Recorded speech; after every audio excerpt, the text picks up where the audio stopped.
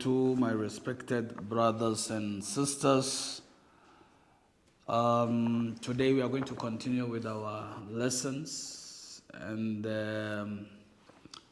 our apologies. We are starting, I think, about 10 minutes late now. 12 minutes. Inshallah, I'll make sure that next week we will start on time. So today, in our theological discourse, we are going to talk about materialistic worldview and its criticism. And what is materialistic worldview? If you all remember from the beginning of this lesson, we spoke about a divine worldview and a materialist or materialistic worldview, in which we explained that those who believe in the existence of God, who believe in metaphysical reality, who believe that there is a cause for all these, existent, the cosmos, all those groups are classified under divine worldview. And those who do not believe in metaphysical reality, those who do not believe in God, they are classified under materialist worldview. Like as we mentioned, if you come to divine worldview also, there are certain, differences that are there between those who believe that God exists. The same way, if you go to the materialist, there are, different types of materialism. But in this lesson, we are not going to go deep into the different types of materialisms that we have. We want to look at what are the fundamental principles. I want you to underline that word. Fundamental principles of materialist worldview. Remember, when it came to divine worldview, we also spoke about the fundamental principles of divine worldview. And what were those fundamental principles? We said to believe in oneness of Allah is the foundation. Number two, to believe in prophethood. And number three, to believe in the day of judgment. So you see that these three are the fundamental principles for all those who believe in divine worldview, those who believe in God Almighty, the creator of man and universe. So after we said that, we spoke about the religion, like as we said, divine worldview, they believe in God and they are religious, right? And therefore, what is their religion? We spoke about why do we even need to investigate these things? And we spoke about what we call sense of curiosity. We spoke about sense of religiosity. So everything that we have spoken about in the past, apart from the first lesson in which we spoke about divine worldview and materialistic worldview, everything that we spoke about related to divine worldview. So that is why we said necessity of existence. How do we prove necessary existence? We spoke about what we call necessary, a positive attribute, a negative attribute. We spoke about attribute of essence and attribute of action. So all these things are related to divine worldview. So today we are going to look at the materialist worldview. And you see, if you want to talk about someone, it's very important that you need to know the person, like the way we spoke about divine worldview, and now we know that they have principles. So every aspect of their worship or every aspect of their day-to-day activities is limited to this fundamental principle. So that is why you see Muslims, Christians, they believe in God. Okay, they believe in oneness of God. Of course, there are some Christians who believe that Jesus was God. But here I'm talking about those who are in line with the fundamental principles that there is God and there is a day of judgment, meaning all of us, whatever we are doing in this world, we are going to be accountable of everything that we do.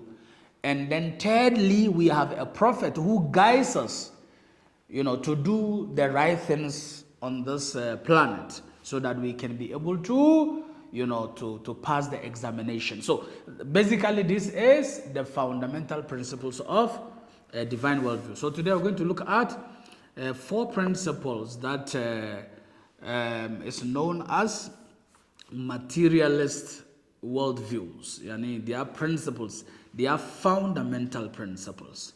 Remember, from the beginning we say that materialists, they are those who do not believe in God. They don't believe in metaphysical realities. They don't believe in the cause of all causes and effect. So for them, this universe does not have any metaphysical, control over it. Everything has to do with the material as we see, and that is what has become their principle. Okay, so if you look onto the board, we say materialist worldview and its criticism. So we are going to look at each and every worldview of these people, then we will critique it. We will critique their worldview. So the first one, it says that existence. I want you to listen to this very carefully and give me your attention. Number 1, they say existence is equivalent to matter and materiality. Existence is equivalent. What's the meaning of that? They are saying that all existent has to be matter and materiality. Or let me put it as they put it. They say existent. There is no any existence beyond matter and materiality. In other words, according to their principle, there are no metaphysical existence. Every existence is matter and materiality. So things that are not matter, and we all know what is matter. When we say matter, matter is anything that occupies space. It has weight, it has volume, and it's something that can be sized. Matter is anything that can be sized. Okay, so for them, we don't have any existence beyond matter and materiality. So for instance, for them, soul does not exist, because according to divine worldview, we believe that soul exists, and we believe that soul is immaterial. Soul is not something that material can be able to sense it, because it is immaterial. And they have a lot of things they say about this. They say, look, how are we as a human being? And our human beings in our universe, we are material beings. And there are immaterial beings that we cannot see them, we cannot perceive them with our senses. How do we prove that those immaterial existence exist? Today is not the discussions of that. I want us to focus on the principles of this materialist. And then we critique it. Then later on, we will speak about this metaphysical reality. And also to prove that as human beings, even things that we know in our day-to-day activities, is it all those things that we can be able to perceive them with our senses or not? There are so many we cannot perceive them with our senses. But I will come to that. So underline this. Number 1, they say existence is equivalent to matter and materiality. Okay. So from this angle, they are saying that there is no God. There are no angels. There are no souls. Everything that is above matter and materiality does not exist. Okay. Why do they say that? One of their bases is that these metaphysical things we are talking about, we cannot see them. We cannot smell them. We cannot hear them. We cannot taste them. We cannot feel them. And remember, in one of our lessons, we discussed this epistemology in which we said, if you don't know, please refer back to the lessons, our previous lessons. We said when we talk about sense perception has to do with our senses, the 5 senses we have. Okay? And these 5 senses, they are filled of operation as physics, chemistry, biology, right? So this is where, the senses work. So according to what they are saying, if you go deeper into it, meaning physics, chemistry, biology cannot be able to understand metaphysical reality. Physics, chemistry, biology cannot understand what is a soul. Physics, chemistry, biology cannot understand who is God. And therefore, they say existence is equivalent to matter and materiality. Okay. But is this true? Does it mean that everything that exists has to be known by physics, chemistry, and biology, or all the branches of physics, chemistry, and biology? There are so many things that exist that physics, chemistry, biology cannot understand. Let me give you a clear example. Okay. We have some knowledges, we call them, they are presentational knowledge. These presentational knowledge, they are within ourselves. And sometimes we don't even know specifically which part of our body do they exist. You see, usually people, when they talk about love, what is love? What is love? Where is love? Who doesn't know love? Everybody feels that presentational essence of love. Everybody feels it. That is why it is easy, all of us, we know it. But if I ask you, where is love? Which part of your body you find love? You cannot tell me. Of course, today, you see people, they draw this heart. They say love is a heart. No, this is just something that has become known. People say it, but in reality, love doesn't have anything to do with a heart. Heart has its functions. Okay. And the physical functions of a heart is completely different from the innate functions of love. Of the heart, not the love, okay? Innate functions of the heart. So, like for instance, a person is in love. How do you look at a person to know he's in love? Of course, sometimes he can demonstrate for you to see. But you can be deceived. Somebody can demonstrate they are in love, but they are not in love. They can demonstrate. And when they demonstrate, you are going to use your eye to interpret their demonstration to say they are in love. But you cannot enter into someone to know whether the person is in love or he is not in love.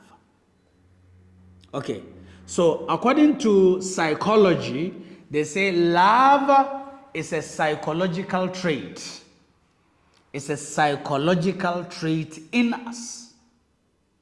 Okay, but there is no knowledge that can open a certain part of the body to indicate that this body means that this person is in love. No, we don't have that. We don't have that. Okay, but here we are upon all these. Everybody knows that there is love that exists, but this love cannot be understood by all form of empirical sciences. I know somebody will say that, no, you see, the way you feel. You see, these feelings are not physical feeling. The feeling of love is not like feeling that it is hot or it is cold. Yes. Feeling it is hot, feeling it is cold is different from feeling within yourself. Even if you are asked, which part of your body feels love? Which part? You don't know. Okay? Like for instance, thought, thinking. Which part of our body feels that thinking? We say we think with our mind. Okay? We think with our mind. But the question here is that, yes, we know where the brain is. Okay? And probably we can be able to tell where the faculty of thoughts in the brain is. But the thinking itself, we don't know. We only know the thinking process. But everybody knows that human beings, God has built them to think. Allah has created us in such a way that we have to think. So if things like this, like the soul, we all have souls. Somebody will ask, what is that soul? What is that soul? The soul is that consciousness that is in you. That consciousness. When you wake up in the morning, you don't need to think to know that you are you. You don't need to look at yourself to know that you are you. Immediately you wake up, you have that consciousness that has constantly been with you, which is above the ability to think. And you cannot think to know yourself. I know this that I'm saying is a little bit tricky for some. Okay? How do you think to know yourself? Your self-consciousness is above your thoughts. And therefore, thinking cannot be able to, to understand your consciousness that is in you. It cannot be. Okay, so that is why, even if you are sleeping, as soon as they touch you, wake up, when you wake up, it's you who was sleeping a while ago. You don't begin to look at yourself to say, am I the same person? And to start to think that, am I the same person? No, you don't do that. There are differences to think or to look at yourself to know who you are, or to think about your reactions with people to know. Like for instance, somebody will say, I know I'm quick-tempered. I am quick-tempered. It means that you have analyzed the way you react whenever you are in a position of anger. That is different from you want to think to know yourself. Yes, you can think to analyze who you are, to know that you are lovey, you are dovey, you are kind, you are patient, you are, easy to gel and all that. These things you can think to know. Because they are related to the way you interact with other people. But who are you exactly? That consciousness that is in you is above thoughts and reflection. I can go on and on and on. When somebody is stressed, what is stress? Have you ever seen stressed? You only talk about someone is stressed when the person tells you that I'm stressed. Or maybe when the person is acting based on psychology. How when someone is stressed, the way they react, then you say, no, this person is stressed. But the sense of being stressed, where is it? Who knows which part of the sense of being stressed there is? Nobody knows. Okay, so this is what we are talking about. And therefore, if they say their principle is that all existence are equivalent to matter and materiality, then there is a big question mark. Because not everything that exists that we know are things we can understand or to know them through sense perception or through matter and materiality. There are so many things that exist that we don't, we don't have their material component. We don't have. Let me conclude with this. If somebody passes away, if somebody dies, how do the scientists who are anyway part of this empirical science, which is part of these materialists, how do they know this person is dead? How do they know? Whenever somebody dies, when he goes through post-mortem, they will tell you that there is something that is not functioning. They will never say that the soul has moved out of the body of that person. No, they don't say that. Because empirical sciences does not believe in soul. And therefore, they have to say probably it is kidney failure. Because kidney is material. And we know how the kidneys work. And therefore, probably we saw some problems with the kidney. And as a result of that, eventually, the kidney failed to work. So they say, oh, this person died as a result of kidney failure. Okay, but the question is that probably the damage of that kidney to that person there are people alive where their kidneys are more damaged than that person and they are still alive. So when we say his death is related directly to kidney failure, it means we don't want to accept that there is something above the kidneys, which is the soul, that has moved out of the body of that person. That is why if you come to the Bible or the Quran, it talks about soul, and Allah says that when somebody is about to die, he takes away the soul. So it's not a matter of the kidney failure. It's not a matter of this. Of course, these are causes that scientifically we can be able to identify. But above these signs, there are other things that empirical science or materialistic worldview cannot be able to understand. And therefore, for them to say that existence is equivalent to matter and materiality is questionable. So that first principle cannot hold. Now let's go to the second principle. It says that matter has no beginning or end, resulting in it not being created and without the need of any cause. The same matter in which they say there is no any other existent above that matter. Now they are saying that matter doesn't have beginning. And matter does not have an end. I want you to pay attention and listen to this. Matter which occupies space, which has weight, which has volume, according to their principle, which is the second principle, they are saying that matter does not have beginning and it doesn't have an end. And anything that doesn't have beginning and an end is uncreated. Nobody created it. It existed by itself.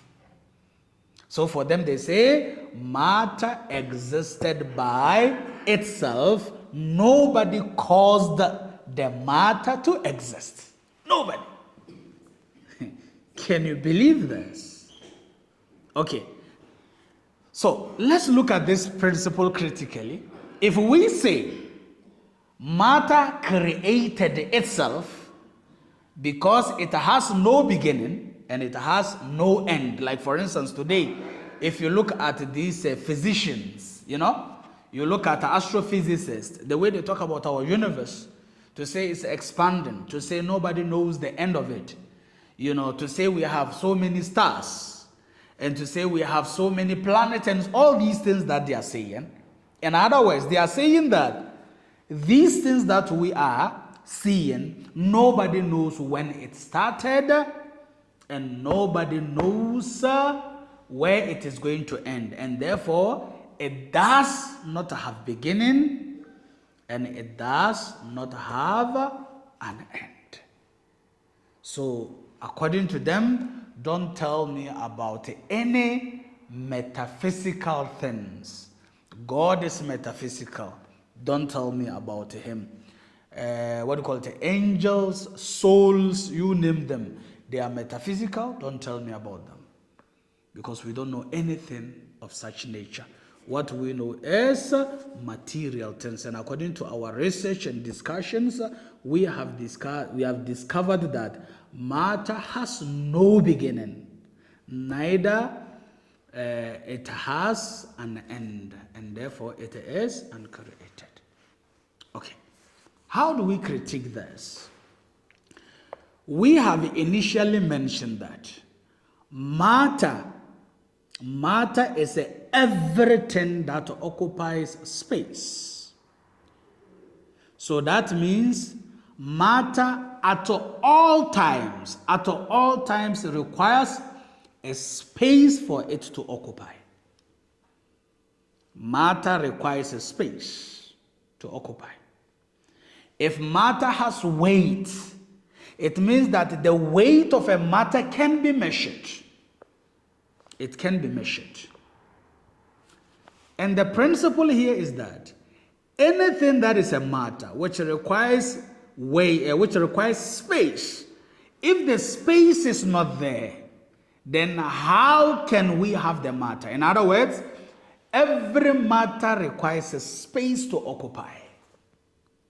Every matter requires a space to occupy. It's like, for instance, if you look at the human being, you look at the way we have been structured. The head cannot be moving in a vacuum by itself alone. Even if the head moves in the vacuum, there must be vacuum for the head to move. But you see that, look at the way the body is structured. The head has to sit on the neck, and the neck has to sit on the shoulders. Then in that order until our feet. And nobody can walk in the space. Or probably, let's say, if you are going to walk in the space, you need the space to be able to walk in. If there is no space, you cannot walk in. So how can something that is a matter which requires space, which requires measurement, which has a volume, how can it be necessarily existent? It cannot be, because everything that is a matter requires something. Let me give you this typical example. Sometimes you see us as human beings, we say, I want to be independent in life. I want to be independent. I want to work hard to be independent. What kind of independent are we talking about? No matter how you are wealthy, you don't have what we call absolute independence. There is nothing like that. Absolute independence can only be ascribed to anything that is not material. Yani things that are not material can be absolute independent, because those things do not need anything from anybody. And those are the only things we can say they have existed from time immemorial, and they will exist without any end. For instance, a wealthy man, he's very wealthy. Being wealthy doesn't make you an independent. Why? Because as a wealthy man, you need food to eat. So if there is a need as a wealthy man, it means if you have a cook who cooks food for you, you will need that cook for you to be able to eat. Okay? So your wealth you have hires a cook for the cook to cook food for you, and therefore you are not independent. Even if you're a president is not independent. You need somebody to drive you. You even need a road, okay, to drive on. You need air to breathe. You need things to see with your eyes. You need ears to hear waves and sounds. And therefore, there is no way you can be independent. Okay, so from this argument, it will be absurd for anybody to think that something that is material can be uncreated. That is impossible. Because material always requires something for us to be able to size it. It requires a space, it requires weight, it requires volume. So if you need a space to occupy, who should create the space for you to occupy? So how then material becomes what? To say material is uncreated. So this also makes the second principle of materialist not to be able to hold, because material can never be uncreated and also cannot be, cannot have a beginning and end. Material needs something, and if you need something, somebody must provide that something and you yourself. So the person must create the space you need and also create you yourself, and therefore material cannot be absolutely independent, as they say. So that is the second principle. Now let's go to the third principle. The third principle also says that the universe cannot be considered as having a final cause or purpose. Okay. They are saying that if there are a group of people who think that this universe will come to an end someday, because that is how it has been designed, says that is wrong. Universe doesn't have any finality, neither does it have any purpose. I want you to pay attention and listen to this very carefully. You see, when we say something is purposeless, it means that there is no some intelligence behind it. something is purposeless, it means it's just an absurd. It's like to see somebody walking and sweating and walking very fast. And you ask him, why are you walking? Then he will say, I don't know. Because he is purposeless in his walking. He doesn't have any purpose in his walking. So they say that this universe doesn't have any purpose. Okay? So the universe cannot be considered as having a final cause or purpose. Why? They say because the active agent does not seem to have any intelligence or purpose. He said, if you look at the way the world is, there is no any form of intelligence. There is no any form of purpose. So you see, physicians will tell you that this world, universe, is not nice to us. We are just trying to survive, but it is hostile because it is purposeless. Like for instance, they will tell you that there are earthquakes. And when earthquakes happen, people die. So why can't the one who made the earth, if there is, according to them, if there is, and who created us and he loves us, why can't he avoid this earthquake so that we don't die? People don't traumatize that as a result of this earthquake. We have winter, cold. You go to some part of the world, it goes to more than minus 10, 20, 30, 40, and people are living there. So do you think this environment is friendly to them? No, it's not friendly. Okay, there are places where there are volcanic eruptions. It erupts and people die. So do you think this world is friendly to human beings? They say, no, it's not friendly. So they say, this universe doesn't have any purpose. It doesn't have any intelligence. It's just by chance, things are just happening, and by chance, human beings are surviving. But there is no purpose. You see. Can you believe this? This is one of their fundamental principle. Fundamental principle. And that is why until today, if you look at what the physicians are saying, you know, they talk about the universe and they will say so many things. It is expanding. We will never get to the end. They'll tell you our sun, you know, is younger compared to other suns that have lived for billions of years. They'll tell you that there were even suns that expired and then, you know, they spread over some other planet and all that. Of course, you know, we can say all what they are saying is not true. We don't say that. But what we are saying is that all what they are saying, if it is true, there is an agent who caused it to happen. It didn't happen by itself. You know, some years back, they used to believe, and until today a lot of people believe that. Scientists used to believe that the entire universe came as a result of Big Bang theory. But nowadays they are beginning to say, no, it's not like that.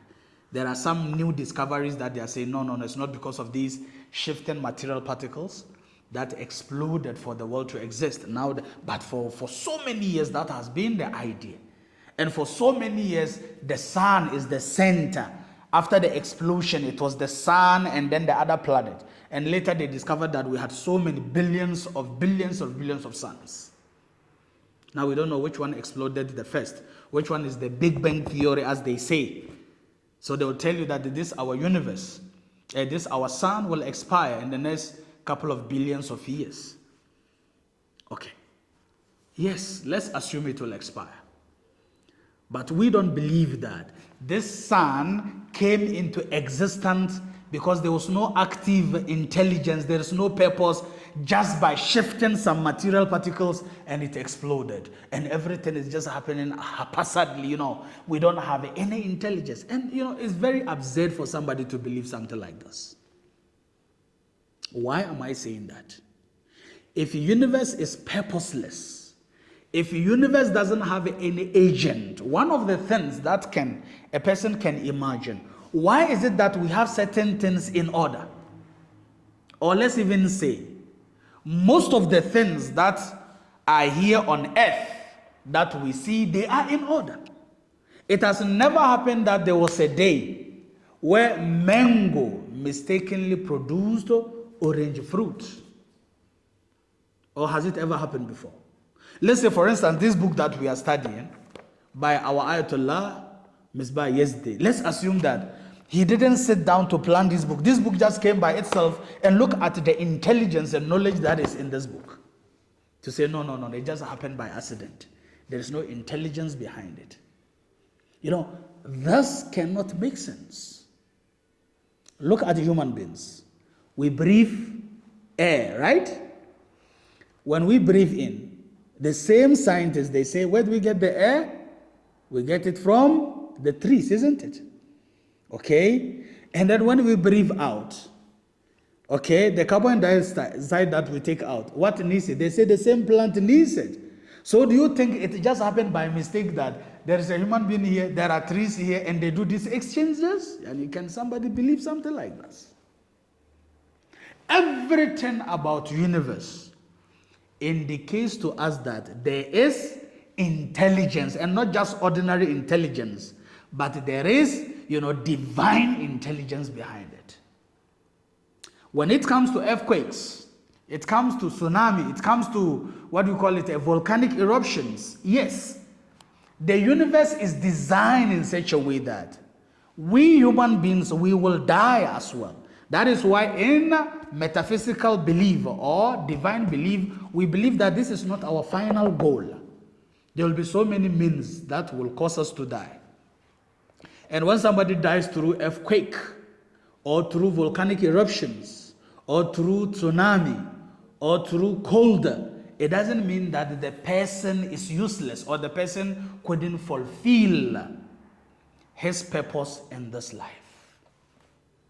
Because the entire structure of the universe, according to us, there is life and there is death within the structure. And therefore, it's like when you buy a petrol in your car. The structure of the petrol is that the petrol will burn out and it will turn into gas. Okay? It will turn into smoke. So when you buy petrol, you don't only think about the petrol in the tank. You must also think about the petrol burning into smoke. Okay? That is why today we have laws. They say if the car produces a lot of smoke, it has to be removed from the road. Why? Because it is creating this carbon that is destroying our universe. But who buys fuel with the intention that I'm buying only to produce? No, you buy to power your machinery, but this becomes what? The offshoot of it. So death is offshoot of existence. And there will be so many causes.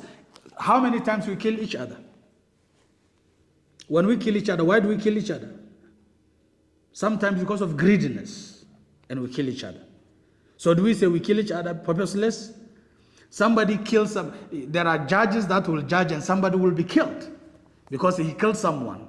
Do we say that is purposeless because somebody is dead? No, we cannot say that.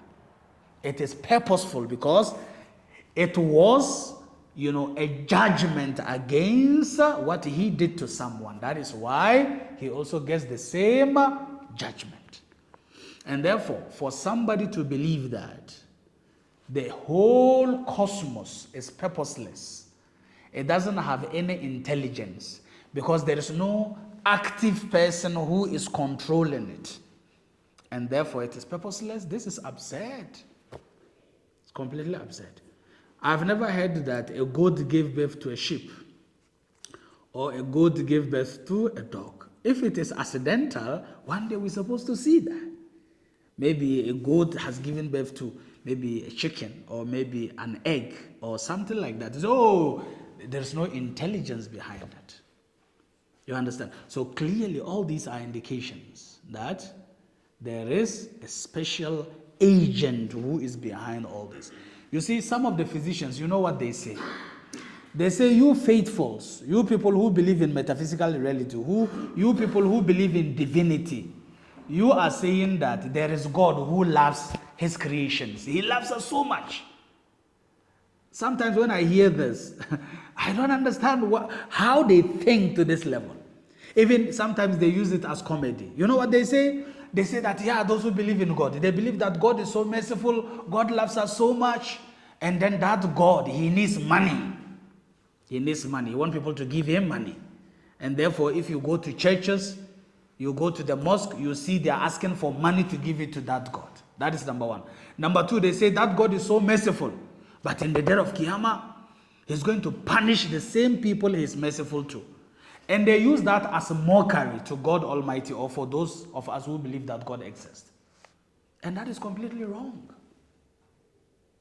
So in our countries, as we live, do we love each other or we don't love each other? Do we have order or we don't have order? Why do we have prisons? Why must a nation decide to build a prison? Is it a negative thinking or is it a positive thinking? Of course, it's a positive thinking. Because there are people who don't want to live with us. And we need to create a special place for them. When we create that special place, it doesn't mean we hate them. It's because they don't want to live like us. And therefore, we have to.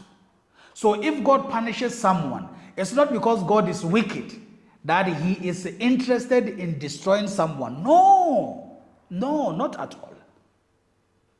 The same principle we are going to use and to justify the reason why we have prisons, to justify the reason why we have police, more of such reasons will be justified, the reason why we have a hell and the reason why we have heaven.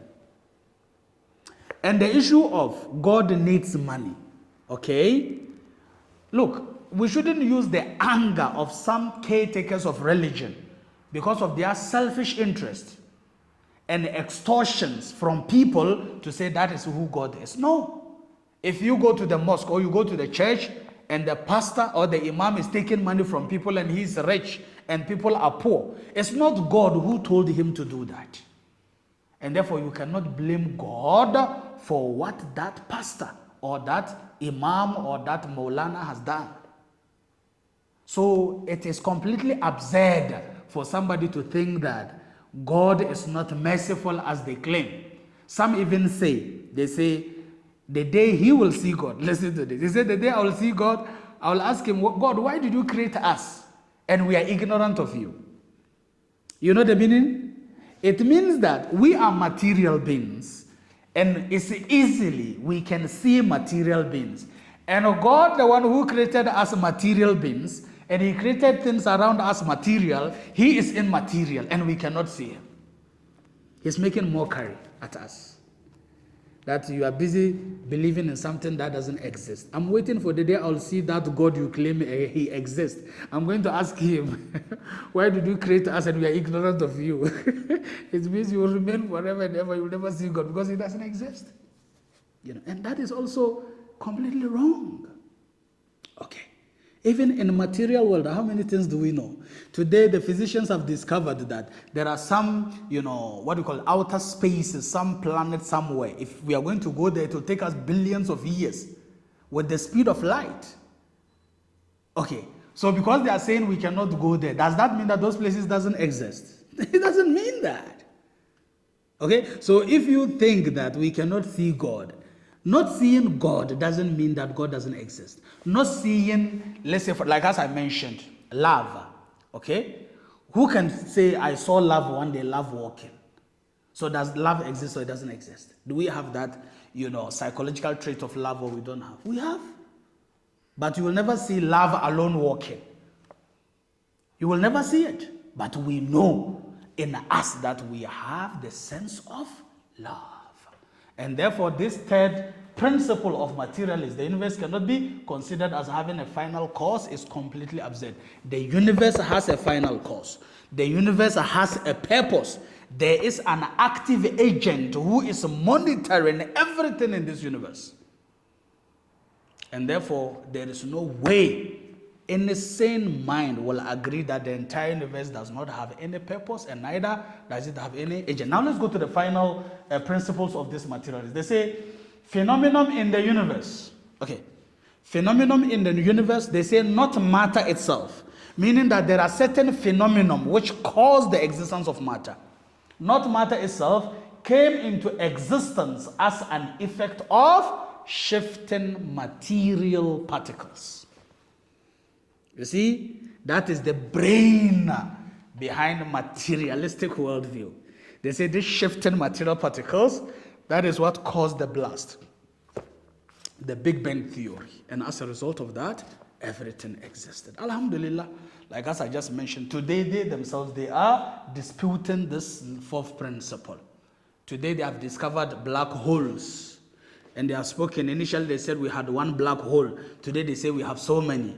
They say those black holes, some of them are bigger than the other. Black hole, they gravitate towards each other. And sometimes they mingle and then they become one giant black hole, which is absorbing all whatever. So from now, alhamdulillah, they are departing from this fourth principle. But in the past they used to say that is the brain behind the universe. The universe. They say before matter, there were certain particles. Okay? And those particles were drawn to each other through some means. So the forces drew them together. And when they came together and became so strong, it exploded. Boom! And out of that explosions, we had material things. And this is also completely lie. Why? Let's assume that there were material particles that were moving. Who moved them? It moved by itself? Who was the engineer behind their movement? Then definitely there is somebody who engineered its movement before the pressure became so strong that it has to explode.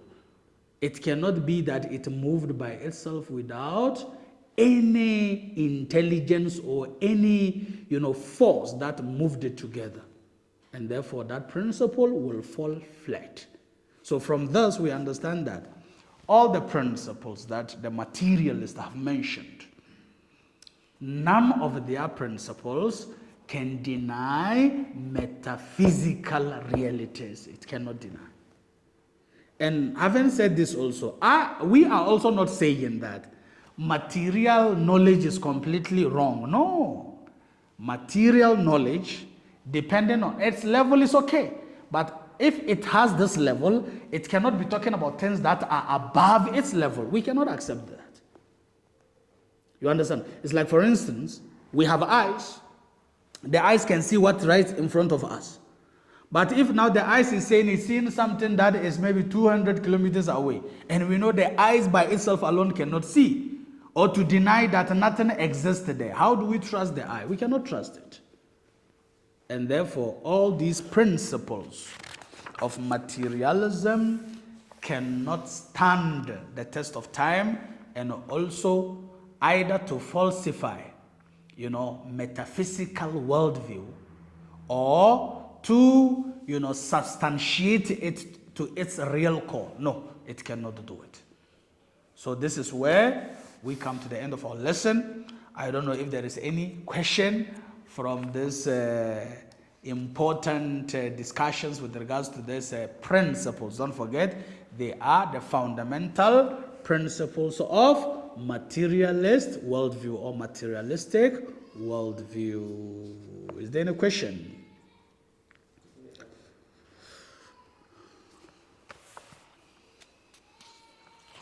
So next week, we will talk about the two main materialistic worldview, which is dialectical materialism and mechanical materialism. And we will dissect both also to see, is there any of this materialism that can be able to support the argument that materialists are making, those fundamental principles that they claim, is there any of these two that can be able to substantiate those arguments? No question. Okay, inshallah. So we'll end here, and in a few minutes, 5 minutes, we'll come back with our second lesson. وصلى الله على سيدنا محمد وآل بيته الطيبين الطاهرين. اللهم صل على محمد وآل محمد وعجل فرجهم.